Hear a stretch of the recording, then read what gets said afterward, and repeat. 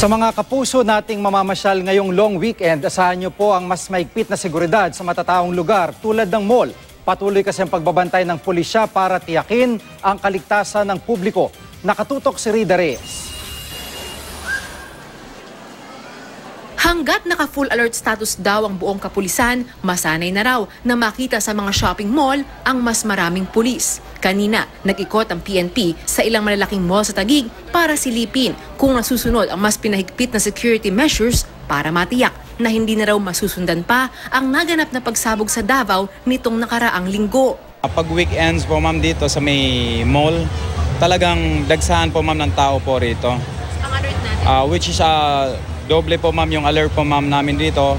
Masinsinang sinisilip ang mga gamit. Kinakapkapan din ng husto ang bawat pumapasok. Naka-full alert status man o hindi, asahan na raw ang mas mahigpit pang seguridad na ipatutupad ng pulisya sa mga places of convergence o yung mga matataong lugar na karaniwang ginagawang target sa mga pag-atake. Sa isang security summit kanina, ipinakita ng Taguig PNP Bomb Squad sa mga kinatawan ng mga mall, eskwelahan at pribadong kumpanya ang mga klase ng bombang karaniwang ginagamit. Pag nakikita yung suspicious bags or objects that was left behind, please notify the policemen, pag well policemen doon, the security personnel so they can notify the police to respond on this. And don't panic.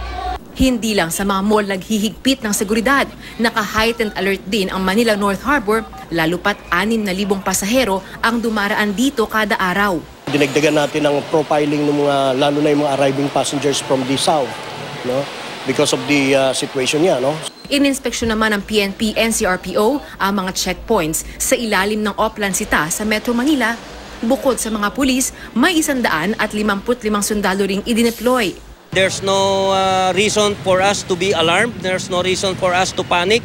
Ang lahat pong ito ay ginagawa natin as preemptive measures para ma-preempt natin or ma-prevent natin yung any spillover na kung anong nangyari man sa Davao City.